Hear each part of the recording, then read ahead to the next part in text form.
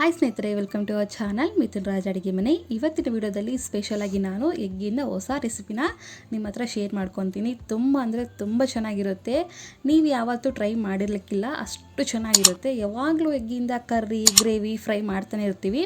But ಒಮ್ಮೆ ನಾನು ಹೇಳೋ ಥರ ಒಮ್ಮೆ ಟ್ರೈ ಮಾಡಿ ನೋಡಿ. ಖಂಡಿತ ನಾನು ಗ್ಯಾರಂಟಿ ಕೊಡ್ತೀನಿ, ಅಷ್ಟು ರುಚಿಯಾಗಿರುತ್ತೆ.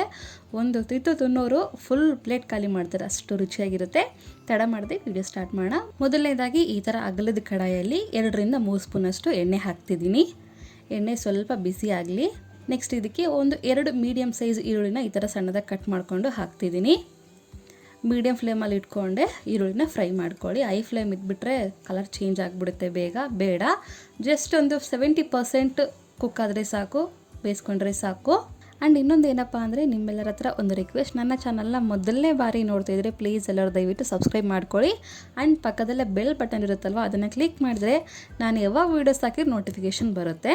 ಎಲ್ಲನ ನೀಟಾಗಿ ಕಲಿಸ್ಕೊಂಡಿದ ನಂತರ ಸ್ವಲ್ಪ ಫ್ರೈ ಆಗಲಿ. ಇವನ್ನ ಈರುಳ್ಳಿ ತುಂಬ ಕಲರ್ ಚೇಂಜ್ ಆಗೋವರೆಗೂ ಫ್ರೈ ಮಾಡೋದೇನು ಬೇಡ. ಜಸ್ಟ್ ಒಂದು 70% ಕುಕ್ ಆದರೆ ಸಾಕು. ಅವಾಗೆ ಹೇಳಿದ್ನಲ್ಲ ಅದೇ ರೀತಿ ನೀಟಾಗಿ ಕಲಿಸ್ಕೊಂಡು ಇವಾಗ ಮಸಾಲೆ ಐಟಮ್ಸ್ನೆಲ್ಲ ಆ್ಯಡ್ ಮಾಡ್ಕೊತಾ ಹೋಗೋಣ.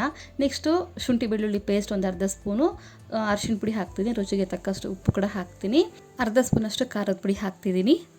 ನೆಕ್ಸ್ಟು ಅರ್ಧ ಸ್ಪೂನಷ್ಟು ಗರಂ ಮಸಾಲ ಹಾಕ್ತಿದ್ದೀನಿ. ಇವೆಲ್ಲ ಒಟ್ಟಿಗೆ ಹಾಕ್ಕೊಂಡ್ಮೇಲೆ 1 ನಿಮಿಷ ಅಥವಾ 2 ನಿಮಿಷ ಇದನ್ನು ನೀಟಾಗಿ ಫ್ರೈ ಮಾಡ್ಕೋಬೇಕು. ಈ ಮಸಾಲೆ ಎಲ್ಲ ಆ್ಯಡ್ ಮಾಡಿದ ಮೇಲೆ ಲೋ ಫ್ಲೇಮಲ್ಲಿ ಇಟ್ಕೊಂಡೆ ನೀಟಾಗಿ ಇದನ್ನು ಬೇಯಿಸ್ಕೊಳ್ಳಿ. ಯಾಕಂದರೆ ಮಸಾಲೆ ಹಾಕಿದ ಮೇಲೆ ಮೀಡಿಯಮ್ ಫ್ಲೇಮಲ್ಲಿ, ಐ ಫ್ಲೇಮಲ್ಲಿ ಇಟ್ಕೊಂಡ್ರೆ ಒತ್ತೋಗ್ಬಿಡುತ್ತೆ. ಅದಕ್ಕೋಸ್ಕರ ಹೇಳ್ತಿದ್ದೀನಿ, ಆದಷ್ಟು ಲೋ ಫ್ಲೇಮಲ್ಲಿ ಇಟ್ಕೊಂಡ್ರೆ ಫ್ರೈ ಮಾಡ್ಕೊಂಡ್ರೆ ಚೆನ್ನಾಗಿರುತ್ತೆ. 1 ನಿಮಿಷ 2 ನಿಮಿಷ ಸ್ವಲ್ಪ ಫ್ರೈ ಆಗಲಿ. ಇದು ಮಸಾಲೆ ಎಲ್ಲ ನೀಟಾಗಿ ಕುಕ್ ಆಗಬೇಕು.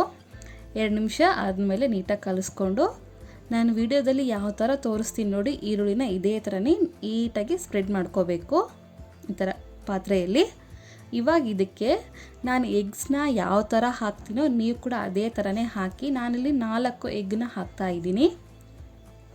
ಎಲ್ಲ ಸೈಡಲ್ಲೂ ಈ ಥರ ಎಗ್ನ ಹಾಕ್ಕೊತಾ ಹೋಗ್ತೀನಿ. ನೆನಪಿಲ್ಲಿ ಗ್ಯಾಸ್ನ ಸಿಮ್ಮಲ್ಲೇ ಇಟ್ಕೋಬೇಕು. 4 ಎಗ್ ಹಾಕಿದ ಮೇಲೆ ಮುಚ್ಚಳ ಮುಚ್ಚಿ 2-3 ನಿಮಿಷ ಸಣ್ಣ ಉರಿಯಲ್ಲೇ ಇದನ್ನು ಬೇಯಿಸ್ಕೋಬೇಕು. ಈ ಥರ ಸ್ವಲ್ಪ ಆಗಿದೆ ಅನ್ನೋ ಟೈಮಲ್ಲಿ ಈ ಥರ ಕಟ್ ಮಾಡಿಕೊಂಡು ಇದನ್ನು ಇನ್ನೊಂದು ಕಡೆಗೆ ಟರ್ನ್ ಮಾಡ್ಕೊತೀನಿ. ಎಗ್ಗನ್ನ ಈ ಥರ ಇನ್ನೊಂದು ಕಡೆಗೆ ತಿರ್ಗಿಸ್ಕೊತೀನಿ. ಆ್ಯಂಡ್ ಇನ್ನೊಂದೇನು ಅಂತಂದರೆ, 2-3 ನಿಮಿಷ ಸಾಕು, ತೀರ ಒತ್ತೋಗೋ ಥರ ಮಾಡ್ಕೋಬೇಡಿ. ಒಂದು ಕಡೆ ಹಾಕ್ಕೊಂಡ್ಮೇಲೆ ಇದೇ ಥರನೇ ಎಲ್ಲ ಎಗ್ಗನ್ನು ಕೂಡ ಇನ್ನೊಂದು ಕಡೆ ತಿರ್ಗಿಸ್ಕೊತಾ ಹೋಗ್ತೀನಿ. ಯಾವಾಗಲೂ ಒಂದೇ ಥರ ಗ್ರೇವಿ, ಕರ್ರಿ ಮತ್ತು ಸಾರು ಮಾಡಿ ಬೇಜಾರಾಗಿದ್ದರೆ ಒಮ್ಮೆ ಈ ರೆಸಿಪಿನ ಟ್ರೈ ಮಾಡಿ. ಬಿಸಿ ಬಿಸಿ ಅನ್ನಕ್ಕೆ ಈ ಎಗ್ ಪಲ್ಯ ಹಾಕ್ಕೊಂಡು ತಿಂದರೆ ಅಂತೂ ಸೂಪರ್ ಅಂತ ಹೇಳ್ಬೋದು. ಒಮ್ಮೆ ಟ್ರೈ ಮಾಡಿ ನೋಡಿ, ನೀವೇ ಹೇಳ್ತೀರ ಕಾಮೆಂಟ್ ಬಾಕ್ಸಲ್ಲಿ ಅಷ್ಟು ಸೂಪರಾಗಿ ಬಂದಿದೆ ಅಂತ. ಜಸ್ಟ್ 5 ನಿಮಿಷ ಸಾಕು, ಅದಕ್ಕಿಂತ ಜಾಸ್ತಿ ಏನು ಬೇಡ. ಆ್ಯಂಡ್ ಜಾಸ್ತಿ ಐಟಮ್ಸ್ ಹಾಕಬೇಕು ಅನ್ನೋದು ಕೂಡ ಏನೂ ಇಲ್ಲ. ಎರಡೂ ಕಡೆನೂ ನೀಟಾಗಿ ಫ್ರೈ ಮಾಡ್ಕೊಂಡಿದ ನಂತರ ಸರ್ವಿಂಗ್ ಪ್ಲೇಟಲ್ಲಿ ಹಾಕ್ಕೊಂಡು ಬಿಸಿ ಬಿಸಿ ಅನ್ನದ ಜೊತೆಗೆ ತಿಂದರೆ ಸೂಪರಾಗಿರುತ್ತೆ. ಆ್ಯಂಡ್ ಇನ್ನೊಂದು ಇಂಪಾರ್ಟೆಂಟ್ ಸ್ಟೆಪ್ ಏನಂದರೆ, ಗ್ಯಾಸು ಲೋ ಫ್ಲೇಮಲ್ಲಿ ಇಟ್ಕೊಂಡೇ ಮಾಡ್ಕೋಬೇಕು.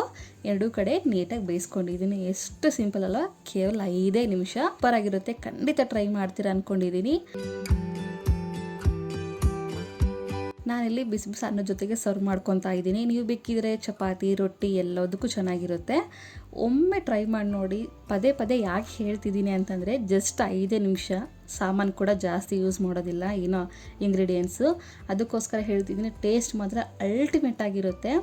ಒಮ್ಮೆ ಟ್ರೈ ಮಾಡಿ ಅಂತ ರಿಕ್ವೆಸ್ಟ್ ಮಾಡ್ತಾ, ಈ ರೆಸಿಪಿ ಇಷ್ಟ ಆಗುತ್ತೆ ಅಂದ್ಕೊಂಡಿದ್ದೀನಿ. ಇಷ್ಟ ಆದರೆ ಲೈಕ್, ಶೇರ್ ಆ್ಯಂಡ್ ಸಬ್ಸ್ಕ್ರೈಬ್ ಮಾಡ್ಕೊಳ್ಳೋದನ್ನು ಮಾತ್ರ ಮರಿಬೇಡಿ. ಮಿಥುನ್ ರಾಜ್ ಅಡುಗೆ ಮನೆ ಅನ್ನೋ ಚಾನಲ್ನ ಫಾಲೋ ಮಾಡಿ, ಓಕೆನಾ?